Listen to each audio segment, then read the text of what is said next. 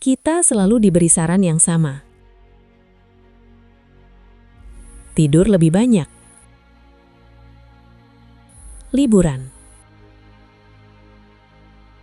Kita percaya capek akan hilang dengan sendirinya. Seolah-olah burnout itu baterai habis, padahal bukan. Burnout bukan soal energi, tapi soal kontrol. Tidur memulihkan tubuh, tapi tidak selalu memulihkan makna. Liburan meredakan tekanan, tapi tidak mengubah sistem. Makanya setelah cuti, hari pertama terasa ringan. Hari kedua, mulai berat lagi. Dan hari ketiga, semuanya kembali. Karena yang melelahkan bukan jam kerjanya, tapi rasa tidak pernah selesai. Otak butuh penutup, bukan sekedar jeda. Kalau semua terasa menggantung, istirahat jadi gelisah. Burnout juga datang dari rasa bersalah saat berhenti. Karena kamu tahu, pekerjaan tidak benar-benar menunggu. Makanya, istirahat terasa dangkal. Dan capek terasa dalam. Ini bukan kegagalan pribadi. Ini sinyal. Sinyal bahwa ada yang perlu diubah. Bukan jam tidurmu, tapi cara hidupmu. Kita sering salah sasaran. Burnout dianggap urusan pribadi. Seolah-olah kalau kamu lelah itu salahmu. Tapi perhatikan satu hal. Hampir semua orang mengeluh hal yang sama. Capek, kehabisan energi, kehilangan arah. Kalau satu orang lelah, mungkin itu masalah pribadi. Tapi kalau semua lelah,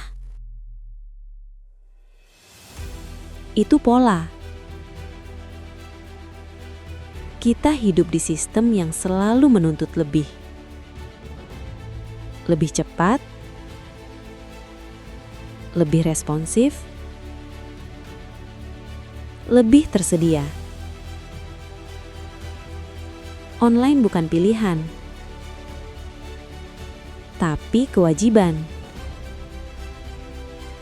Kerja masuk ke rumah, masuk ke kepala. Target jarang jelas, tapi ekspektasi tinggi. Apresiasi minim. Tanggung jawab menumpuk. Otak membaca ini sebagai ancaman permanen. Bukan krisis sesaat, tapi kondisi. Lalu kita disuruh lebih kuat, lebih tahan banting, lebih bersyukur. Padahal, tidak ada manusia yang dirancang untuk selalu kuat. Burnout bukan kegagalan karakter. Burnout adalah respon normal terhadap sistem yang tidak normal. Kalau kita terus menyalahkan individu, sistemnya aman. Dan kelelahan akan terus berulang. Di segmen berikutnya, kita bicara tanda-tanda burnout yang sering dikira malas. Burnout jarang datang tiba-tiba. Ia datang pelan. Dan sering tidak disadari. Tanda pertama, kamu mulai menunda. Bukan karena malas, tapi karena kewalahan.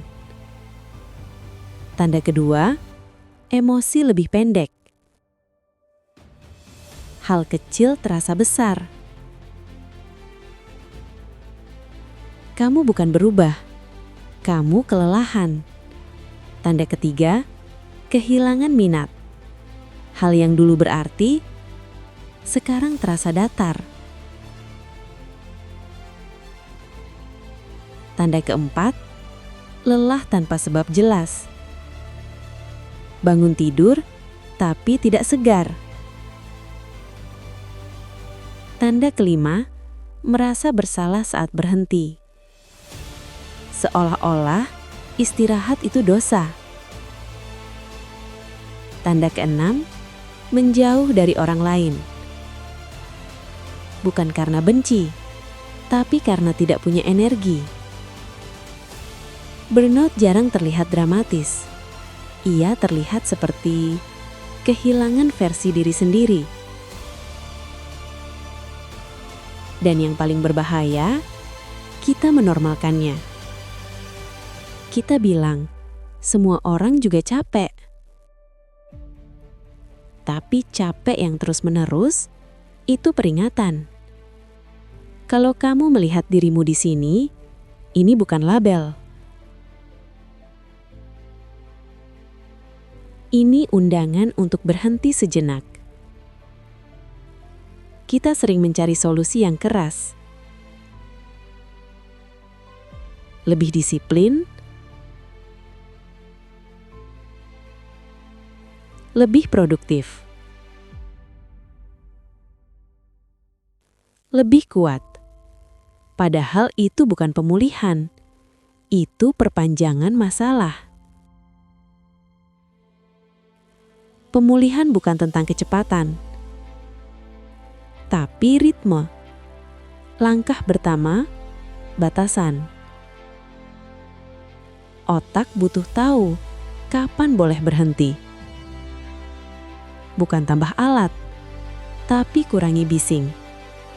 Satu waktu, tanpa notifikasi. Otak butuh penutup, bukan daftar panjang. Satu hal kecil yang benar-benar selesai. Burnout juga soal makna. Tanyaan sederhana, kenapa ini penting buatku? Dan yang paling sulit, izin. Izin untuk tidak optimal. Izin untuk pelan.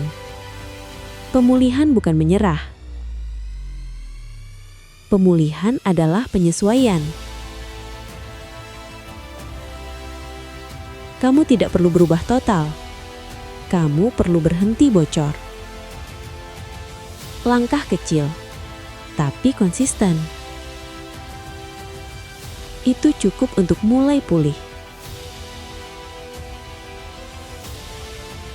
Mungkin selama ini,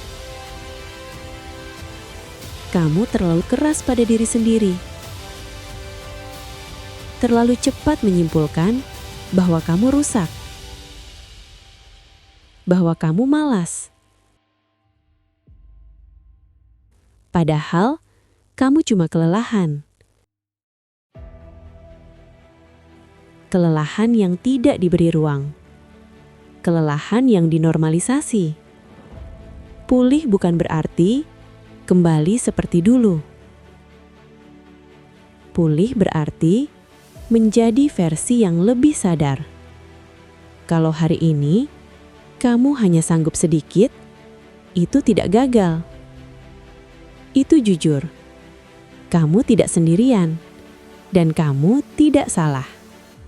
Kita tidak malas. Kita kelelahan mental. Dan itu bisa dipulihkan. Pelan-pelan.